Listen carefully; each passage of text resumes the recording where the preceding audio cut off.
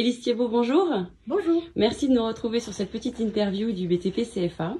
Née en 1962 à Marseille, vous avez été journaliste, signaléticienne et enseignante à la Haute École d'Art et de Design de Genève. Vous avez publié plusieurs recueils de nouvelles. Donc en 2000, le guide pratique de l'Apocalypse. Plusieurs essais, Ceci est mon sang en 2017, Mes ancêtres les Gauloises, une autobiographie de la France en 2019.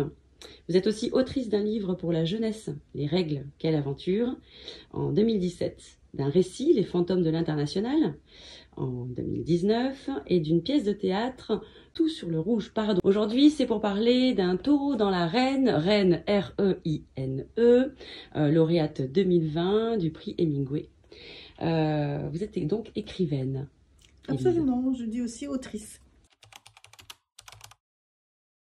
Depuis toujours, depuis que j'ai 13 ans, j'écris des histoires et j'ai été d'abord journaliste pendant longtemps, ce qui suppose d'écrire. J'ai publié mon premier livre pour la jeunesse, j'avais 20 ans. Ensuite, d'autres livres pour la jeunesse, j'ai écrit des scénarios de feux d'artifice. Ce qui est un peu particulier, de spectacles monumentaux, et puis des panneaux dans le métro qui racontent l'histoire de Paris dans le métro. Donc j'ai toujours écrit. Donc un parcours très riche. Riche et varié. Oui. C'était au printemps dernier, donc ça ne remonte pas tellement loin. Je suis venue alors que j'étais en résidence à La Laune, à Vauvert, avec l'association Les Avocats du Diable et les éditions Au Diable Vauvert qui ont organisé ce prix Hemingway. À la suite de ça, je suis venue en résidence. Et dans cette résidence, qui donnait lieu à une bourse de la région Occitanie, il y avait aussi l'idée d'aller à la rencontre des publics. Et on m'a proposé de venir au CFA et j'ai trouvé ça très intéressant parce que j'ai l'habitude d'aller très souvent dans les collèges et les lycées. D'accord. Et donc j'ai fait la connaissance d'abord des formateurs et formatrices et puis ensuite des apprentis pour discuter des sujets auxquels je travaille le plus, qui sont quand même beaucoup liés à la condition des femmes et à leurs droits. D'accord. Donc aujourd'hui, vous posez vos valises avec un peu plus de temps, on va dire, puisque nous sommes résidence d'artistes depuis peu officiellement. On vous demande d'intervenir et de proposer aussi votre vision au sein des groupes d'apprentis. Alors je suis là pour une semaine. Tous les jours, je rencontre des apprentis de plusieurs groupes pour discuter, pour mettre en place ce qu'on a appelé un atelier d'écriture, mais qui est davantage un atelier de débat, d'expression autour du sexisme. Je suis partie d'un livre auquel j'ai collaboré qui s'appelle « Survivre au sexisme ordinaire », qui est écrit par une vingtaine de journalistes ou autrices. Et on part d'un certain nombre de préjugés qui existent à l'égard des femmes, mais aussi à l'égard des hommes, sous forme de punchline, que ce soit de traiter une femme d'hystérique ou de faire « et mademoiselle » ou de dire « laissez, je vais vous aider », qui sont des phrases d'une certaine manière sexistes. Alors ils sont ou pas d'accord. C'est une majorité de garçons, puisque dans le BTP, ça reste une majorité de garçons. Mais ils ont une ouverture d'esprit et une capacité de réfléchir et de rebondir sur ces questions-là qui est absolument passionnante. Je pense que d'une certaine façon, ils n'ont pas véritablement l'habitude d'être amenés à s'exprimer ou à réfléchir sur ces questions. On leur dit il faut faire ci ou il faut faire ça, ou ça c'est mal ou ça c'est bien, mais dire on a des difficultés, il y a des phrases qui reviennent, il y a des préjugés, des stigmatisations, des discriminations. Qu'est-ce qu'on peut faire ensemble à ce sujet?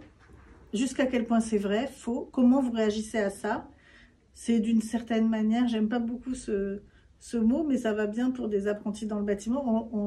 Eux qui passent leur temps à construire des édifices, je les aide à déconstruire des préjugés. Et ils sont très doués à ça. Alors oui, justement, parce qu'ils apportent, ils ont un très grand sens pratique, concret. Ils sont très ouverts d'esprit. Et puis, aussi, il y a tout l'effet de génération. Ce sont des personnes jeunes qui vivent aussi des expériences particulières liées à leur âge et à leur travail. Le bâtiment, c'est un travail difficile, c'est aussi un monde d'hommes.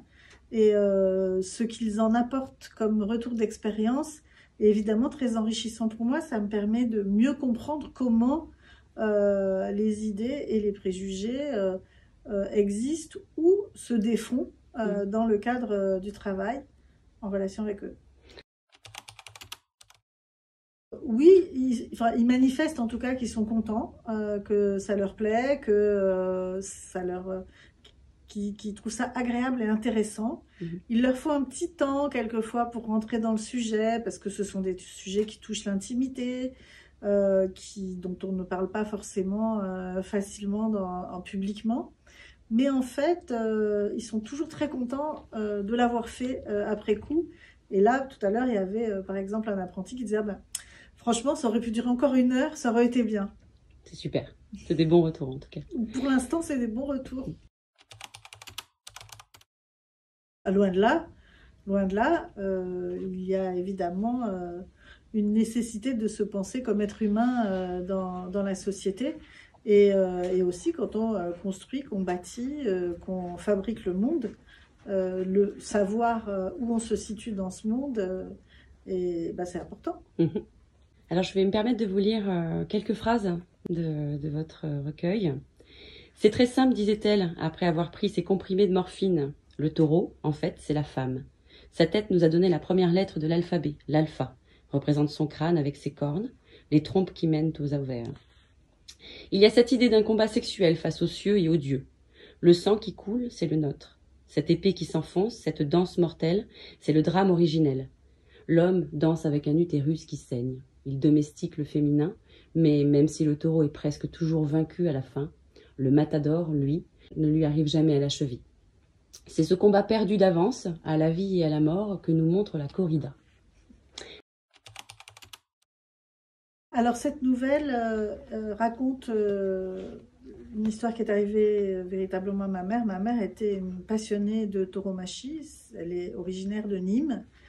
Et ça n'est pas mon cas, je connais assez mal la tauromachie, mais le rêve qui était le sien avant de mourir, elle est morte il y a 3 ans, était que d'être incinérée et que ses cendres soient répandues dans le Calieron des arènes de Nîmes.